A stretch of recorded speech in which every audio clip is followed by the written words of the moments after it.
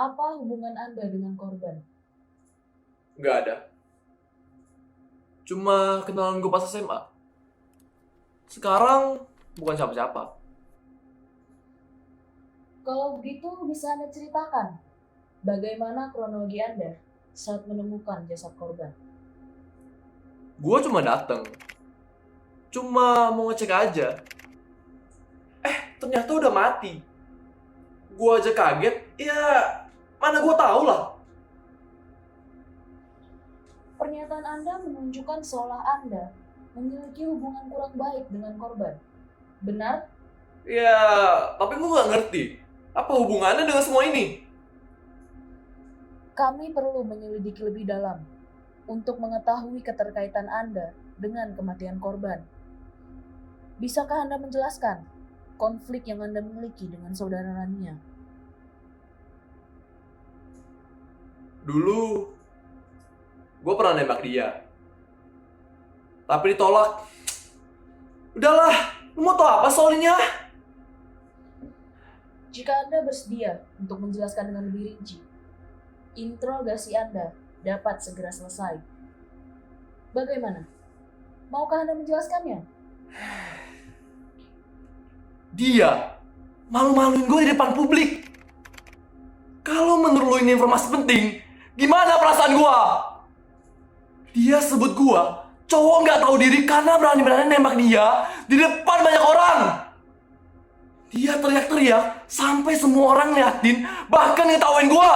Sejauh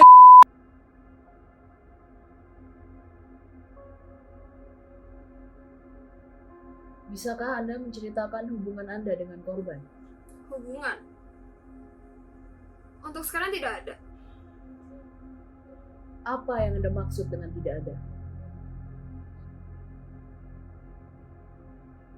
Di sini kami mengetahui bahwa Anda bertemu dengan korban pada tanggal 24 Agustus lalu. Saya rasa tidak mungkin Saudara Keiva tidak memiliki relasi apa-apa dengan korban. Ya, begini ya. Dia terlalu bagus untuk disebut teman. Kenalan pun aku tak sudi. Apa Anda pernah memiliki konflik dengan korban? Ular. Dia itu ular. Ular yang menyembunyikan bisanya.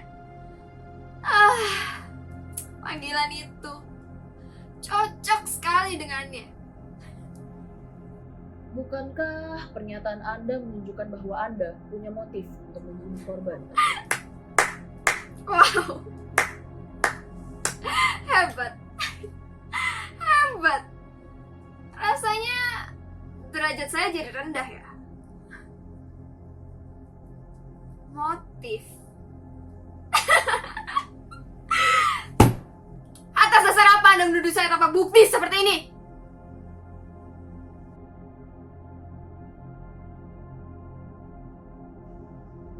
Baik, Saudara Olivia, apa hubungan Anda dengan korban?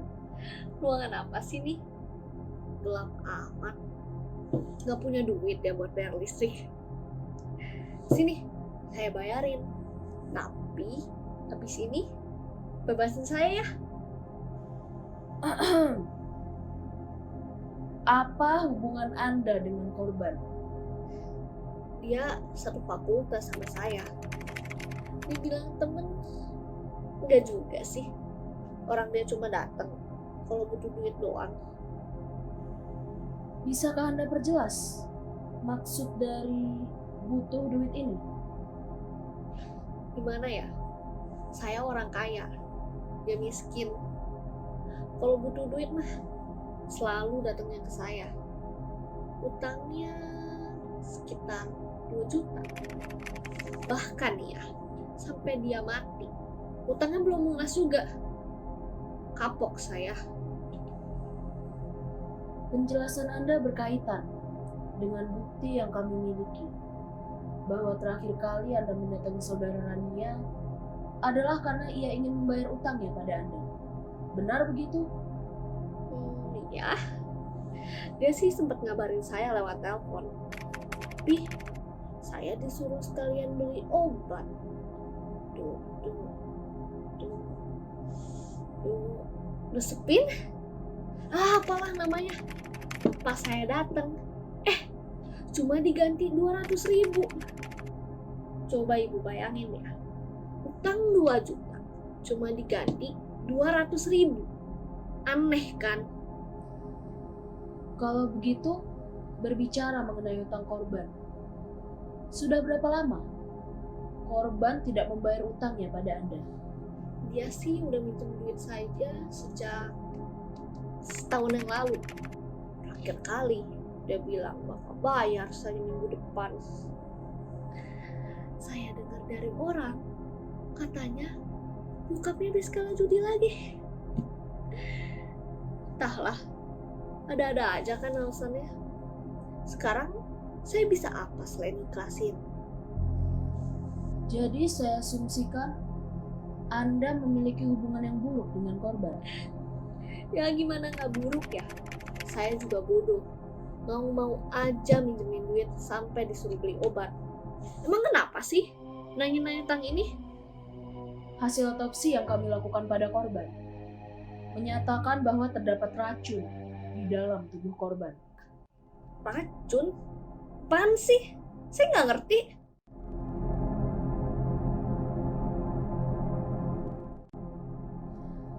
Jadi Anda tidak tahu dengan keberadaan racun itu? Lah, iya. Sebentar nih, saya perjelas. Obat itu saya beli di apotek deket apartemennya. Itu bukan obat ilegal. Yang jelas bukan racun. Tapi setelah Anda membelinya, apakah Anda tahu jenis obat yang Anda berikan kepada saudara Rania? Dia cuma suruh saya beli obat tidur di apotek itu.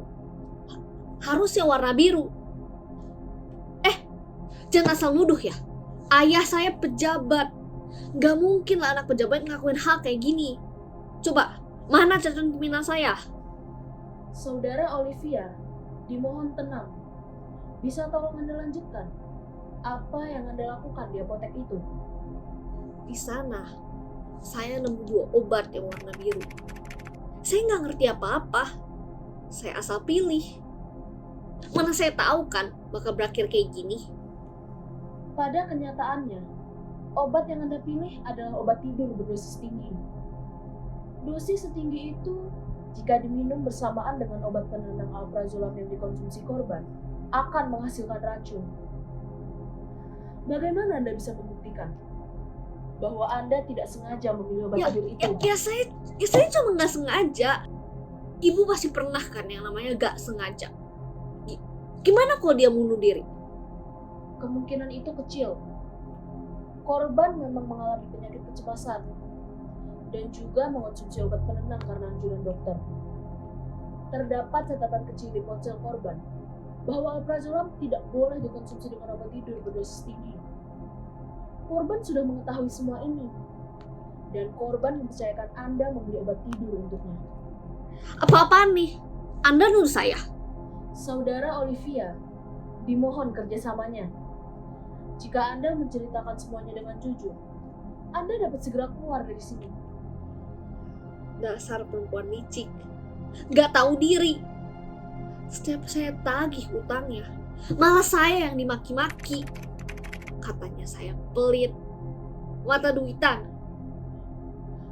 Ini pasti jebakan dia, karena dia benci sama saya.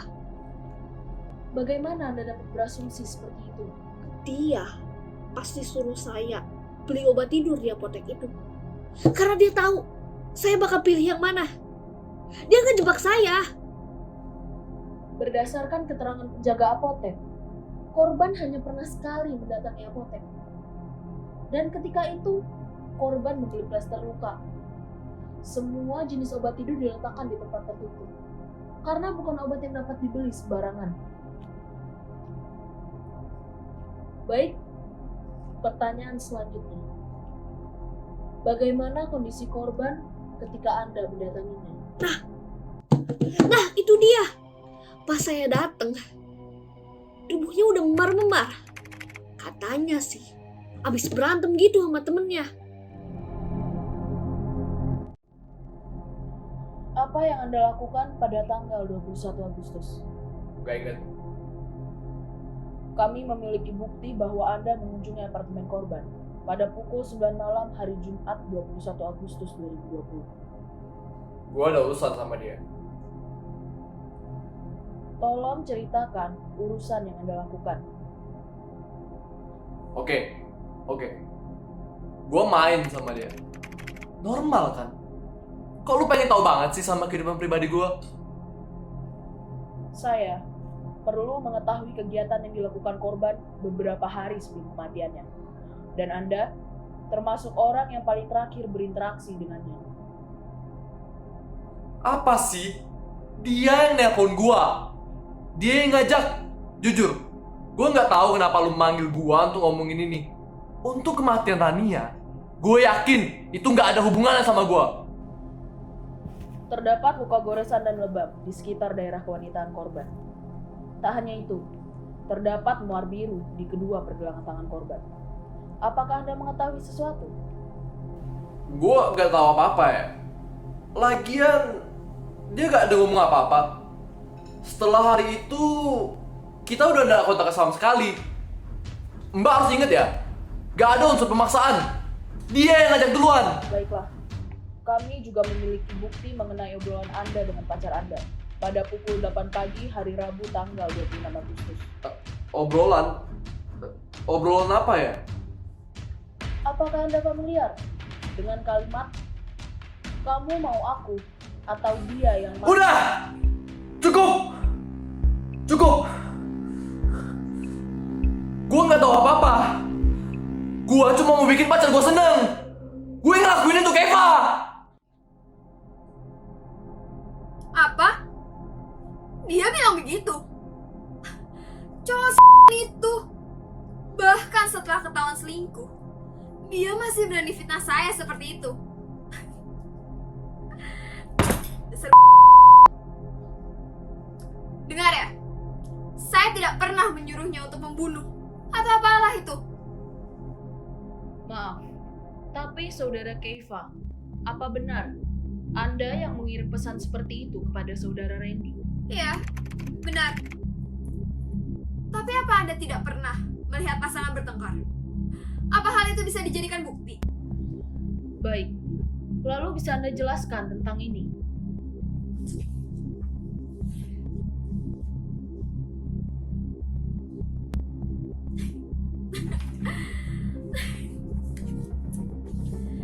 Ya lalu kenapa? Jika saya dituntut soal ini, seharusnya Rania juga dituntut atas kekerasan yang ia lakukan pada saya.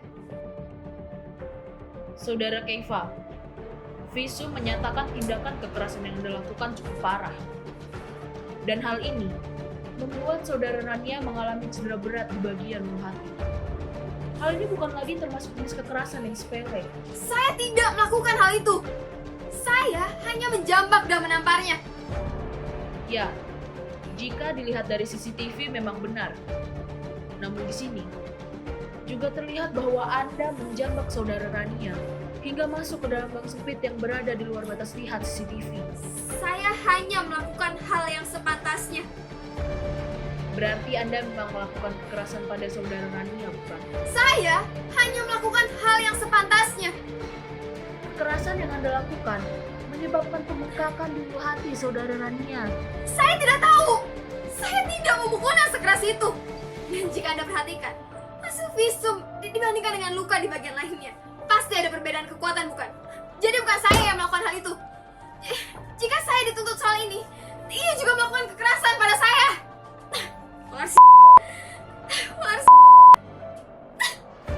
Benar. Namun setelah kami survei di TKP, kami menemukan banyak besi dan bekas pembangunan. Dan kami rasa itu dapat dijadikan alat dalam kasus kekerasan ini. Itu bukan saya yang... Bukan. Saudara Keifa, mohon tenangkan diri Anda. Aku tidak melakukannya. Ya. Bukan aku yang membuatnya seperti itu. Preman. Ya. Preman di sana yang melakukannya.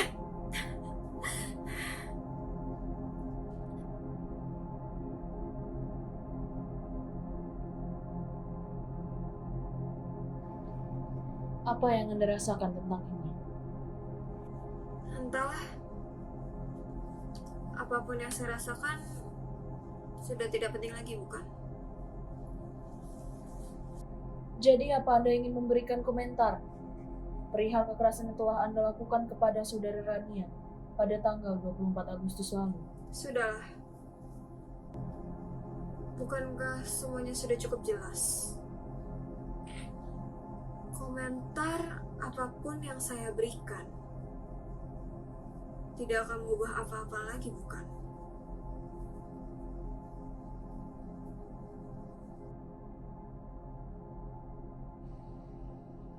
Apakah ada sesuatu di benak Anda? Bagaimana perasaan Anda dengan saudara Rania? Saya nggak nyangka bisa sampai di titik ini. Itulah yang saya benci dari orang miskin. Begitu ketemu orang kaya, mereka kan kuras banyak-banyaknya. Begitu mereka dapat apa yang mereka inginkan, langsung dibuangkan gitu aja. Cuma baik di awal, bertingkah layaknya seorang sahabat yang selalu ada untuk saya. Setelahnya, busuk. Kelakuan mereka busuk, menjijikkan. Orang paling munafik yang pernah saya temui. Adakah yang ingin Anda sampaikan mengenai kematian saudara Rania? Dia pantas mendapatkannya. Korban Anda temukan pada tanggal 26 Agustus dan Anda sempat mengunjungi korban pada tanggal 21 Agustus. Benar begitu? Iya. Jika di hari itu Anda menemukan korban dalam keadaan hidup, apa yang ingin Anda lakukan? Udah gak ada gunanya ngomong itu. Dia udah mati kan?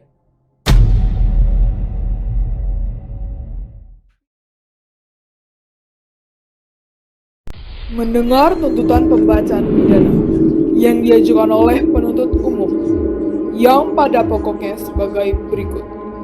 1. Menyatakan terdakwa Olivia Beatrice alias Olivia terbukti secara sah dan meyakinkan bersalah melakukan tindak pidana pembunuhan berencana. Menjatuhkan pidana terhadap terdakwa dengan pidana penjara selama 10 tahun 8 bulan. Menyatakan terdakwa Randy Ataya Putra alias Randy terbukti secara sah dan meyakinkan bersalah melakukan tindak pidana pencabulan. Menjatuhkan pidana terhadap terdakwa dengan pidana penjara selama 8 tahun. Menyatakan terdakwa Keifa Gayatri alias Keifa terbukti secara sah dan meyakinkan bersalah melakukan tindak pidana penganiayaan. Menjatuhkan pidana terhadap terdakwa dengan pidana penjara selama 3 tahun.